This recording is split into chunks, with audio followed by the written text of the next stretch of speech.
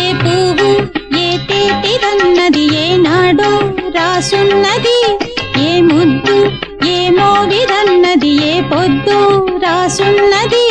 బంధాలై పెనవేయు వయసుకు అందాలే దాసోహమనగా, మందారం విరబూయు పెదవులు మధువులనే చవి చూడమనగా. పరువాలే ప్రణయాలే స్వప్నాలే స్వర్గాలే, ఎన్నెన్నో శృంగార లీలలు కన్నుల్లో రంగేళి అలదెను. ఆకాశం ఏనాటిదో అనురాగం ఆనాటిది, ఆవేశం ఏనాడు కలిగెను ఆనాడే తెలిసింద